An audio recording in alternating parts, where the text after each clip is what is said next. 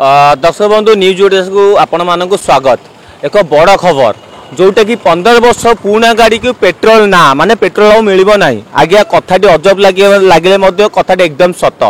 दिल्ली रे एक जहाँ विचार होइछि एवं एक नोटिस आसी 15 वर्ष पुराना गाड़ी जोटा चलुची पेट्रोल भरिया दिया जीवो नाही।